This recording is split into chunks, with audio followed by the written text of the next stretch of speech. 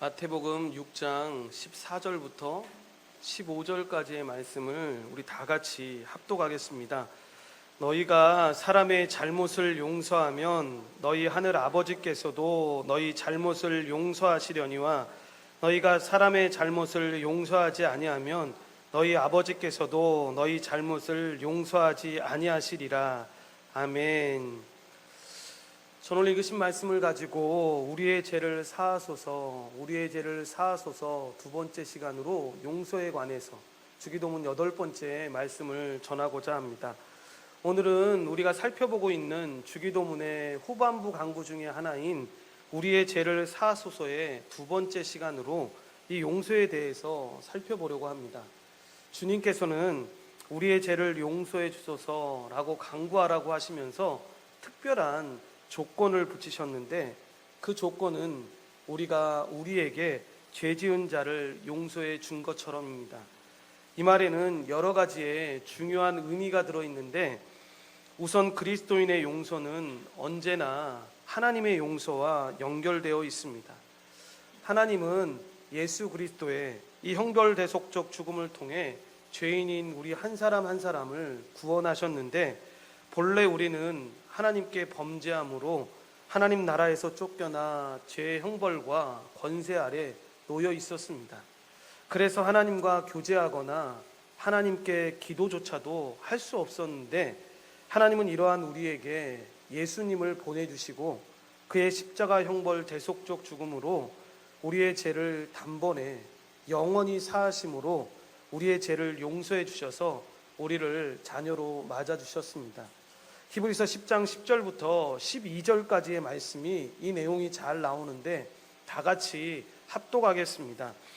이 뜻을 따라 예수 그리스도의 몸을 단번에 들이심으로 말미암아 우리가 거룩함을 얻었노라. 제사장마다 매일 서서 섬기며 자주 같은 제사를 드리되 이 제사는 언제나 죄를 없게 하지 못하거니와 오직 그리스도는 죄를 위하여 한 영원한 제사를 드리시고 하나님 우편에 앉으사라고 이야기합니다. 우리는 이렇게 하나님이 먼저 행하신 용서로 인해서 그분의 자녀로서 하나님 앞에 나아갈 수 있게 되었는데, 이렇듯 하나님은 우리를 날마다 매일 용서해 주십니다. 이 하나님의 용서는 우리가 예수님을 믿는 그 처음 순간에 한 번에만 이루어지는 것이 아니라 날마다 계속되는데, 왜냐하면 우리가 죄를 지을 때마다 하나님은 예수 그리스도의 십자가 은혜로 우리의 죄를 용서해 주시기 때문입니다.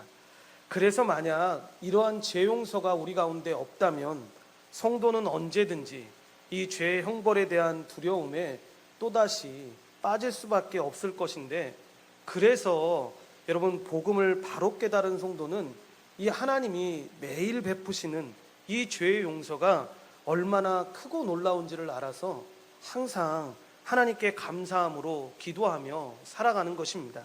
그렇게 이 부분에서 우리가 절대로 오해하지 말아야 될 것은, 여러분, 이 간구를, 즉 우리가 우리에게 죄 지은 자를 용서해 준 것처럼을 문자 그대로 해석해서 마치 우리가 다른 사람을 용서한 것을 이 죄사함의 조건처럼 보는 사람들이 있는데, 그래서 그것의 결과나 보상으로 하나님도 우리를 용서한다라고 주장하는데, 그 주장은 전혀 그렇지가 않다라는 것입니다. 이것은 성도된 우리가 어쩌다 다른 사람들을 용서하게 되는, 여러분, 실제 상황을 가만히 살펴봐도 그렇지 않다라는 것을 분명히 알 수 있는데, 우리는 내가 용서받기 위해서 그 사람을 용서한다라는 의식으로 하지 않는다라는 것입니다. 쉽게 말씀드려서 내가 용서받기 위해서 내가 너를 용서해 주는 값을 내야 하기 때문에 내가 너를 용서해 줄게 라고 생각하면서 하는 사람은 없다라는 것입니다. 실제로 여러분들이 다른 사람들을 용서할 때 어떻게 해서 여러분 용서를 하게 됐는지 한번 잘 생각해 보십시오. 나도 하나님께 용서받아야 되니까 싫지만 내가 너 용서할게. 여러분, 그런 사람들 아무도 없습니다. 건강한 믿음의 성도라면 여러분 절대로 그렇게 하지 않습니다. 그저 내 마음 가운데 저 사람 용서해 줘야지, 언제까지 내가 한을 품고 응어리를 품고 가겠나, 내가 그냥 용서해 줘야지, 라고 해서 그렇게 나아가는 것입니다. 그런데 여러분, 이런 때가 언제입니까? 잘 생각해 보시면 그저 내가 마음이 좋아졌을 때 그렇게 하는 게 아닙니다. 여러분, 이런 때는 대부분 보면 우리가 하나님께 받은 용서가 생각날 때, 그러니까 이 표현을 다르게 은혜 받았을 때 이렇게 하는 경우가 많이 있다라는 것입니다. 내가 하나님께 무엇을 받았는가, 내가 하나님께 어떤 용서를 받았는가가 정말 깊이 체험될 때, 그래서 그것이 깊은 은혜가 되고 내 인생의 감사가 될 때, 우리는 다른 사람들에 대해서 품었던 그 용서할 수 없었다라고 말했던 그 응어리들을 눈 녹듯이 풀어 헤치면서 용서해야지라고 생각한다라는 것입니다. 그래서 여러분, 용서가 되는 것인데, 그래서 성경이 그리스도인들에게 이 용서를 말할 때에는 언제나 그 밑바닥에 전제되어 있는 것이 있습니다. 그것이 바로 여러분, 우리가 용서받은 자들이라는 것입니다. 에베소 4장 32절 말씀이 그 사실을 우리에게 잘 가르쳐주고 있는데, 다 같이 합독하겠습니다. 서로 친절하게 하며 불쌍히 여기며 서로 용서하기를 하나님이 그리스도 안에서 너희를 용서하심과 같이 하라라고 이야기합니다. 이것은 너희가 서로 인자하게 하고 서로 불쌍하게 여기고 서로 용서해 주기 위해서 먼저 확인할 것이 있다는 것인데, 그것이 바로 하나님이 그리스도 안에서 너희를 용서하신 것 같이라는 것입니다. 이 부분을 쉽게 풀어서 말씀드리면, 하나님이 그리스도 안에서 너희를 용서하신 그 용서가 무엇인지를 알고 그 근거로 여러분 용서할 수 있다라는 것입니다. 그러므로 그리스도인이 여러분 다른 사람을 용서하는 것은 이 도덕의 수준이나 인격 수양의 문제가 아니라 여러분 신앙의 문제입니다. 그러니까 하나님이 그리스도 안에서 나를 어떻게 용서하셨는가, 하나님께 내가 받은 것이 무엇인가, 그것을 깊이 체험하면 체험할수록 우리는 서로를 용서할 수가 있는 것입니다. 예수님의 말씀도 결국 그것을 근거로 너희도 서로 용서하라라고 이야기하고 있는 것입니다. 그러므로 그리스도인의 용서는 선행이나 덕행이기 전에 여러분 책임입니다. 더 엄밀하게 이야기하면 빚 갚기로 자신이 하나님께 받은 용서에 대한 여러분 당연한 반응입니다. 그래서 서로 용서하며 살아가는 성도의 모습은 예수님을 닮아 주님과 같이 서로를 사랑하는 이 적극적인 사랑이기도 한데, 서로 용서하며 더욱 사랑하는 성도의 모습은 여러분 우리가 인간이 범죄하기 전에 하나님 나라에서 누렸던 이 온전한 관계가 회복된 모습이기도 한 것입니다. 그러므로 성도는 자신에게 베풀어진 그 하나님의 용서와 은혜를 기억하여 항상 다른 사람을 용서하는 이 기도를 항상 해야 하는데, 매일 예수 그리스도의 이 형벌대속적 죽음의 은혜를 기억하면서 감사함으로 기도해야 합니다. 이렇듯 하나님의 뜻에, 즉 하나님의 말씀에 적극적으로 순종하는 자세로 여러분 마땅히 용서해야 되는데, 따라서 다른 사람이 도무지 용서가 안 될 때에는 내 마음을 너그럽게 해주십시오라고 기도하기 전에 여러분 먼저 기도해야 할 내용이 있습니다. 그것이 바로 하나님, 내가 하나님께 어떤 용서를 받았는지를 절절히 내가 느낄 수 있도록, 실감나게 느낄 수 있도록 하나님 저를 도와주십시오라고 기도해야 합니다. 왜냐하면 이 그리스도인의 용서는 말씀드렸던 것처럼 자기가 하나님께 어떻게 용서받은 자를 실감나게 느꼈을 때 그것에 대한 당연한 반응으로 나타나는 이 자연 발생적이고 필연적인 행위이기 때문에 그렇습니다. 그렇게 하면 내가 복을 받는다고 해서, 그렇게 하면 내가 천국 간다고 해서 그렇게 할 수 있는 것이 아니라, 내가 하나님께 어떤 용서를 받았는지를 자연히 알게 되면 자연스럽게 내 삶 가운데 나타나는 반응이라는 것입니다. 그래서 용서는 인격이나 덕이나 선행의 문제가 아니라 신앙의 문제라고 이야기하는 것입니다. 그래서 누가복음 17장 4절에서도 예수님은 제자들에게 이렇게 말씀하십니다. 다 같이 합독하겠습니다. 만일 하루에 7번이라도 내게 죄를 짓고 7번 내게 돌아와 내가 회개하노라 하거늘 너는 용서하라 라고 말씀합니다. 여러분, 이 말씀을 들었던 사도들이 즉각적으로 나타낸 반응이 무엇이냐? 그래서 우리에게 믿음을 더하소서라는 기도를 하게 됩니다. 무슨 이야기냐면, 여러분, 사도들은 예수님이 말씀하시는 그 용서라는 것이 믿음의 문제라는 것을 깨달아서 용서하려면 믿음이 자라야지만 그렇게 할 수 있다는 것을 알았다라는 것입니다. 그래서 우리에게 믿음을 더하소서라고 이야기했던 것입니다. 마태복음 18장에서도 용서를 말씀하시는데 베드로가 먼저 질문하는 것으로 시작을 합니다. 주여, 형제가 내게 죄를 범하면 몇 번이나 용서하여 주리이까? 7번까지 하오리이까? 라고 이야기합니다. 여러분, 7번도 가능한 게 아닌데 예수님이 더 지독한 말로 대답을 하십니다. 7번뿐만 아니라 7번을 70번까지라도 할지니라 라고 이야기를 하십니다. 그리고 바로 이어서 하시는 말씀이 우리가 잘 알고 있는 갚을 능력이 없는 1만 달란트의 빚을 탕감받는 종의 이야기입니다. 사랑하는 성도 여러분, 이 이야기를 잘 한번 생각해 보십시오. 현대적으로 각색해 본다면 여러분, 100억의 빚을 준 종이 있었는데 그는 도무지 그 빚을 갚을 능력이 없었습니다. 그런데 웬 은혜인지 감사하게도 아무 공로 없이 그의 처지를 불쌍하게 여인 주인이 그 많은 빚을 아무런 것도 구하지 않고 다 탕감해 주었습니다. 정말 요즘 말로 하면 대박난 거 아니겠습니까? 이런 축복이 어디 있겠습니까? 너무 좋았을 것인데 그 좋은 마음을 가지고 집으로 가는 동안에 우연히 자신이 예전에 10만 원 정도 빌려줬던 사람을 만나게 되는 것입니다. 그러자 방금 전에 받았던 그 은혜는 어디로 갔는지 그의 멱살을 붙잡고 네가 나에게 빌려준 그 돈 내놓으라고 그를 재촉하기 시작합니다. 그런데 정말로 이 친구가 돈이 없었던 것 같습니다. 그래서 시간을 달라고 하면서 그렇게 사정사정하면서 애원함에도 불구하고 이 사람은 그 애원을 듣지 않고 그를 감옥에 넣어버리게 됩니다. 그리고 우연히 이 사실을 그 100억을 탕감해 주었던 주인이 듣게 되었고, 여러분이 주인이라면 여러분 얼마나 괘씸하겠습니까? 그래서 그를 다시 붙잡아와서 여러분 이렇게 말하는 것입니다. 이 악한 종아 라고 이야기하는 것입니다. 그런데 여러분, 이 이야기를 여러분 잘 한번 생각해 보면 이렇게 우리가 반문할 수도 있는데 정말 이해가 안 됩니다. 주인이 100억의 빚을 탕감해 준 건 너무 감사한 거지만 왜 내가 10만 원 빌려준 거, 그 정당한 권리를 주장한 것이 왜 악한 것이 되는 것입니까? 라고 여러분 질문할 수도 있다라는 것입니다. 내 돈 빌려간 사람에게 여러분 내 돈 갚으라고 하는 게 여러분 정당한 요구 아니겠습니까? 그런데 이 주인은 그 정당한 요구 앞에 이 사람을 악한 인간이라고 판정하는 근거를 제시하는데 그것이 바로 마태복음 18장 32절부터 33절 말씀인데 우리 다 같이 합독하겠습니다.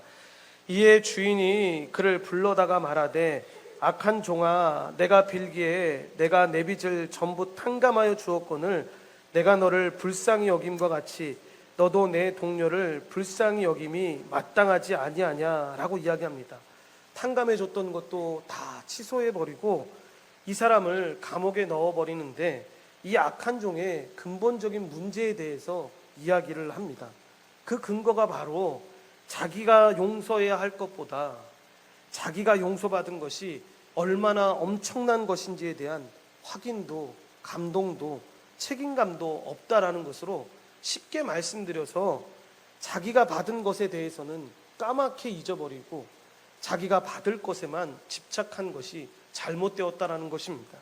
그러므로 이 사람이 악한 사람으로 판정받은 근거는 자기가 빌려준 돈을 받겠다라고 했던 그 권리를 주장해서가 아닙니다.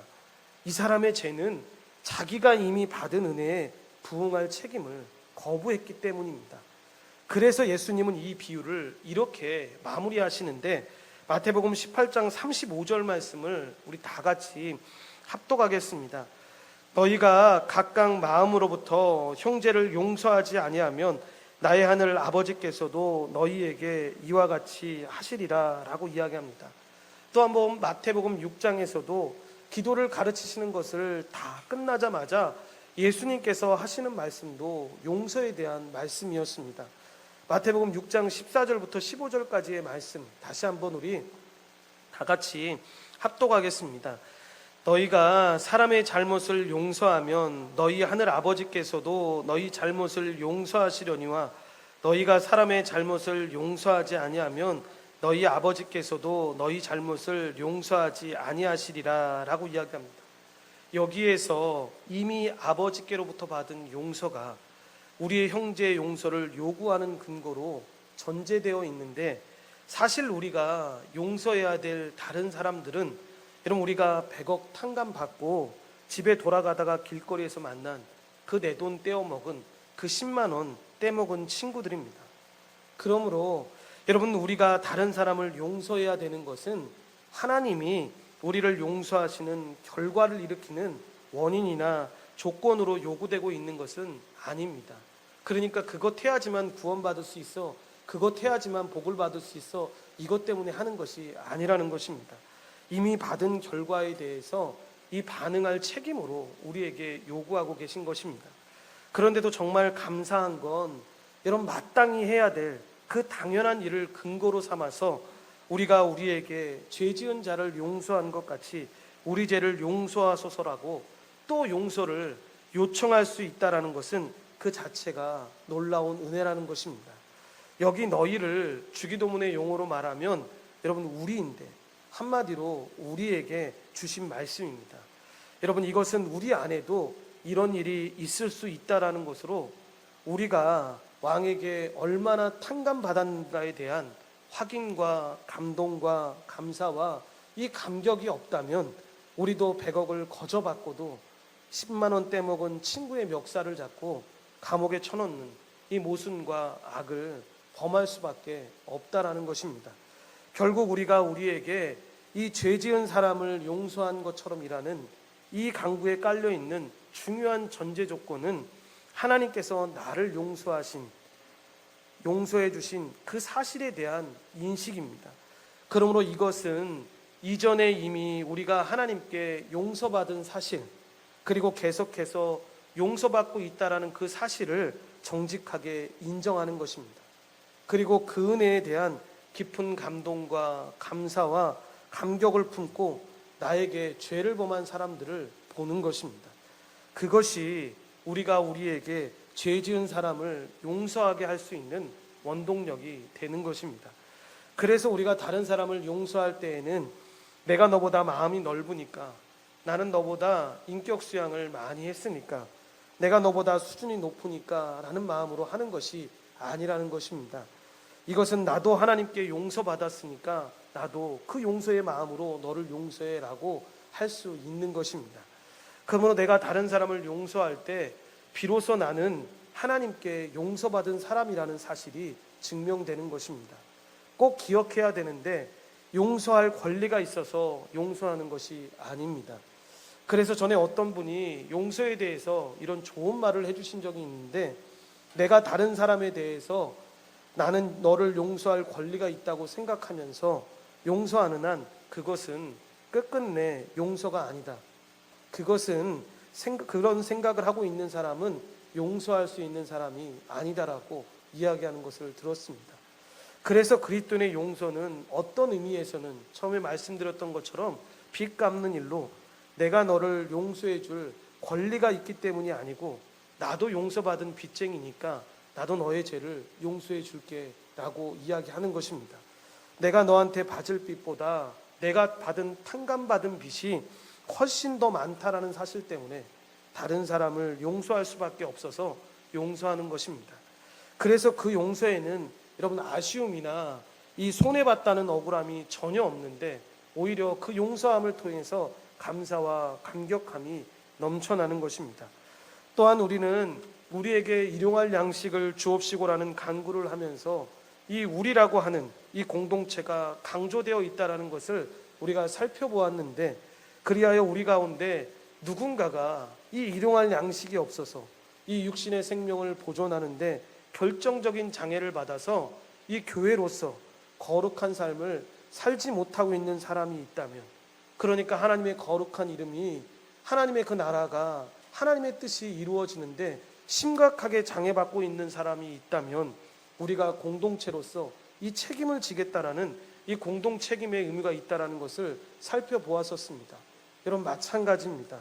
오늘 우리가 살펴보고 있는 우리가 우리에게 죄 지은 자를 사하여 준 것 같이 라는 이 고백도 같은 맥락에서 중요한 의미를 담고 있는데, 이 간구는 누군가가 나한테 죄를 지었는데 그 사람이 정말로 회개하는 마음으로 정말로 빚을 졌다면 빚을 갚고 정말로 그 사람 앞에 회개하는 마음을 가지고 용서를 구한다면, 그런데 만약에 내가 그 죄를 용서하지 않기 때문에 그 사람이 아직도 죄가 걸러지지 못해서 하나님 앞에 거룩한 삶을 사는 일에 결정적으로 장애받는 일이 우리 가운데서 일어나지 않게 하겠다라는 이 공동체적 책임을 가지고 이 간구를 하고 있는 것입니다. 쉽게 말씀드려서 우리가 서로 그 책임을 걸머지겠다라는 선언인 것입니다. 그러니까 아무런 죄 용서도 구하지 않고 아무런 죄책감도 느끼지 못하는 사람을 향해서 그렇게 이야기하는 것이 아니라, 정말로 본인이 잘못한 걸 알고 본인이 정말로 미안한 걸 가지고 용서함으로 나올 때, 여러분, 우리가 모든 것을 용서해 줄 수는 없는 거지 않습니까? 마음 가운데 그런 마음이 들기 쉽지 않지 않습니까? 그런데 그때마다 이 간구를 기억해야 한다라는 것입니다. 그래서 내가 더 큰 은혜를 받고 더 용서함을 받은 사람인 걸 깨닫고 나도 역시 그를 용서해 주어야 한다라는 것입니다. 우리가 어떤 사람의 죄를 용서하지 않으므로 그가 하나님의 이름이 거룩히 여김을 받고 하나님의 나라가 임하게 하고 이 하나님의 뜻이 이루어지게 하는 거룩한 삶을 사는 일에 장애가 되고 거침이 되고 있다면, 여러분, 이것은 내가 무서운 죄를 범하고 있다라는 것입니다. 그래서 우리가 다른 사람을 용서한다라는 것은 사실은 하나님의 이름과 하나님의 나라와 하나님의 뜻과도 직결되어 있다라는 것을 우리가 잘 알아야 합니다. 그래서 결국 우리가 우리에게 죄 지은 자를 사하여 준 것처럼 우리의 죄를 용서해 주십시오라고 기도할 때, 사실은 우리가 다음과 같은 고백과 결단을 하나님 앞에 내어놓고 있다라는 사실을 꼭 기억해야 합니다. 하나님, 나는 평생을 용서받으며 살아야 하는 죄인입니다. 죄의 용서는 하나님께로부터 오는 것을 내가 믿습니다. 하나님, 내가 하나님께 죄 용서받은 것을 생각한다면 용서받지 못할 사람이 내게는 아무도 없습니다. 그러므로 하나님, 내가 용서하지 않고 있기 때문에 하나님의 도구로, 그 하나님의 거룩한 도구로 삶을 살아가는데 결정적인 장애를 받는 사람이 없도록 내가 다른 사람을 용서하겠습니다.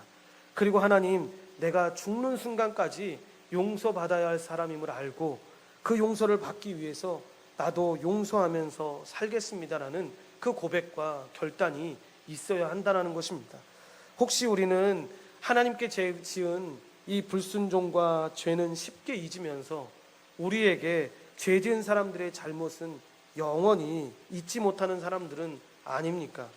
하나님께서 우리에게 베풀어 주신 사랑과 십자가의 은혜에 비하면 이 주님의 백성으로서 살아가는 우리의 희생과 헌신은 정말 띠끌과도 같은 것인데, 이 매일 주시는 양식을 통해서 육체의 생명이 유지되는 것처럼 이 매일 베풀어 주시는 용서를 통해서 이 영혼의 생명을 얻게 하심은 우리도 우리에게 죄 지은 사람들을 그렇게 용서하면서 살아가라는 하나님의 뜻인 것입니다. 그래서 하나님의 용서가 임하게 되면 여러분, 성도의 삶에 놀라운 변화가 일어나게 되는데, 하나님은 우리를 용서하시기 위해서 아들이신 예수님을 십자가에 내어주실 뿐만 아니라 믿는 자를 예수님과 연합하게 하셨습니다. 그 결과 성도는 하나님의 용서가 어떤 것인지 분명하게 알고 우리 자신도 하나님을 닮아서 이 용서할 수 있는 능력을 받았습니다. 그러니까 없는 것이 갑자기 있게 해주십시오라고 기도하는 것이 아니라, 성도된 자는 이 용서를 받을 수 있는, 그리고 용서를 할 수 있는 능력을 받은 자들입니다. 하나님이 자기 백성을 위해서 행하신 그 가장 위대한 일을 우리도 예수님을 의지하면서 행할 수 있게 된 것인데, 그래서 성도는 하나님께 용서받은 자로서 서로 용서하고 사랑하면서 살아갈 수 있게 된 것입니다. 우리에게 너무나도 잘 알려진 이 코리텐붐 여사가 그런 삶을 살았던 사람이었습니다. 이분은 이 사랑의 사도, 화해의 사도로 불렸던 사람인데, 독일 나치에서 그는 여러분 그의 언니와 함께 옥살이를 하게 됩니다. 그리고 그 와중에 사랑하는 언니를, 그리고 사랑하는 가족들을 그 이전에 이 독일의 그 피해 때문에 잃게 됩니다. 슬픔을 뒤로한 채 고립된 부분 풀려나자마자 전국을 다니면서, 그 후에는 전 세계를 다니면서 이 용서와 화해의 메시지를 사람들에게 전했습니다. 살아있는 체험에서 나온 고백이었으니까 얼마나 여러분 은혜가 되었겠습니까? 얼마나 많은 사람들이 이 말씀을 통해서 감동을 받았겠습니까? 그리고 집회가 끝나면 꼭 이 코리텐붐 여사는 많은 사람들이 나아갈 때마다 꼭 손을 한 번씩 붙잡아 주면서 그들의 행복을 위해서, 그들의 평화를 빌어주었습니다. 한 번은 집회가 끝나고 나서 이 사람들이 나와서 자신과 인사를 하고 가는데 얼마 되지 않는 거리에 사람들이 줄을 쭉 서 있는데 저 뒷부분에 여러분 자기가 평생 잊을 수 없는 사람이 그 자리에 서 있는 것을 발견하게 됩니다. 그는 바로 이 자기가 감옥에 있었을 때 간수였던 자였는데 얼마나 악독하게 굴었던지 자신과 언니의 옷을 벗겨놓고 희롱도 하면서 괴롭혔는데 결국 자기 언니를 이 결국 감옥에서 죽게 한 그 간수였습니다. 정말 이런 사람을 여러분 우리가 어떻게 용서할 수가 있었겠습니까? 우리는 그냥 이야기 들으면서 야, 참 대단한 사랑을 했다라고 할지 모르겠지만 여러분 그 자리에 있었던 코리텐붐 여사는 여러분 우리 같으면 벌벌 떨지 않았겠습니까? 분노하는 마음으로 정말 우리 언니를 그렇게 죽이고 나를 그렇게 고통스럽게 했던 사람인데 그 사람이 위로를 얻고자, 평화를 얻고자 그 줄에 서서 자기와 악수하기 위해서 자기 앞에 나오고 있는 것이었습니다. 얼마 안 되는 시간 동안에 도무지 감당할 수 없는 분노가 치밀어 오르고 용서가 전혀 될 수 없을 것 같은 마음이 들었습니다. 점점 줄이 짧아지고 많은 사람들이 자기에게 다가오기 시작하는데 이렇게 잠시 기도했다고 합니다. 하나님, 제가 저 사람도 진짜 용서해야 됩니까? 다른 사람은 다 용서할 수 있어도 정말 저 사람은 용서 못할 것 같은데 그래도 용서해야 합니까? 라고 기도를 잠시 했다고 합니다. 그리고 얼마의 시간이 흐르고 하나님이 그의 마음 가운데 평안함을 주시면서 저 사람도 용서하라라고 이야기를 하십니다. 그런데 문득 들었던 생각이 자기를 위해서 죽으신 그 예수 그리스도의 그 형벌대속적 죽음, 그 십자가의 은혜가 자기 마음 가운데 풍성하게 넘치기 시작하면서 그 사람이 왔을 때 그 사람의 손을 꼭 잡아주었다라고 이야기합니다. 그리고 나중에 그때의 경험을 회상하면서 이렇게 이야기합니다. 내가 주님이 주신 그 사랑으로 용서하기로 결심하고 그 사람의 손을 잡는 순간 내가 이전에 한 번도 경험해보지 못한 평안이 내 몸 밖에서 내 속으로 들어오는 것을 나는 느꼈습니다라고 이야기했다라는 것입니다. 이렇게 하나님이 용서하는 마음을 허락해 주시고 그 용서하는 마음으로 용서할 때 그런 은혜의 경험들이 임했다라는 것입니다. 그러므로 우리에게 죄 지은 사람을 용서하는 것은 우리에게 무거운 부담이나 억울한 상처가 아니라 깊은 감동과 은혜를 실감할 수 있는 기회가 된다라는 것입니다. 평생 용서받고 또 평생 용서하면서 살다가 주님을 만나는 것, 그것이 바로 그리스도인들만이 누릴 수 있는 평생에 하나님이 우리에게 주신 놀라운 축복입니다. 어떤 사람이 그런 얘기하는 것도 들어봤습니다.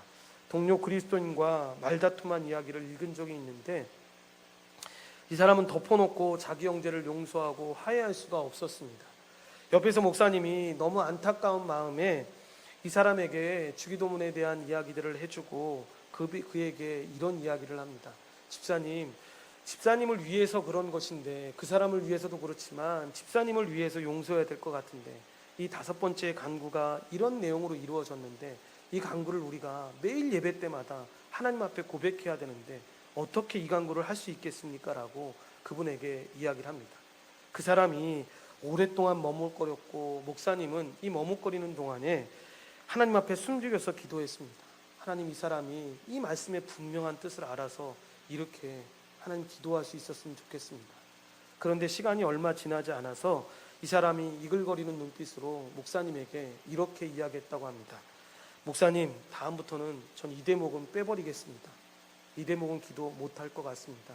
라고 이야기를 했다라는 것입니다. 여러분, 혹시 이야기가 충격으로 다가오거나 아니면 여러분 우리의 마음 가운데 목사님 저도 못할 것 같아요. 이 기도의 뜻이 만약에 그런 뜻이라면 저 이 기도 하는데 참 어려울 것 같습니다라고 말하는 생각이 들지는 않습니까? 주님은 여러분 한 번뿐인 인생을 살아가는 우리 한 사람 한 사람이 자신과 남을 다 해치는 이런 어리석은 삶을 살기를 원치 않으신다라는 것입니다. 주님은 우리가 아무 자격도 조건도 없이 그 예수님의 완전한 공로와 하나님의 영원한 사랑에 근거하여 용서받았으므로 우리 역시 자격 없이 이 살아가는 이 사람들을 받아내고 아끼고 상처를 한 번도 받지 않은 것처럼 용서하고 사랑하는 사람이 되라라고 이야기하는 것입니다. 그런데 이 용서는 우리가 마음을 긍정적으로 갖는다고 해서 우리가 여러분 선한 생각을 한다고 해서 가질 수 있는 생각이 아닙니다. 계속해서 말씀드리지만 내가 하나님께 어떤 용서함을 받은 사람인지, 그러니까 우리가 복음에 대해서 분명히 알아가는 사람만이 여러분 이 용서를 할 수가 있는 것입니다.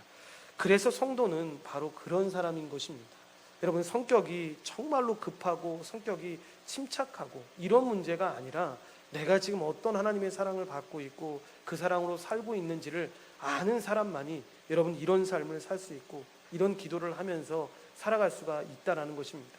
그래서 여러분 불신자들은 절대로 이 주기도문을 할 수 없다고 하는 이유가 바로 여기에 있는 것입니다.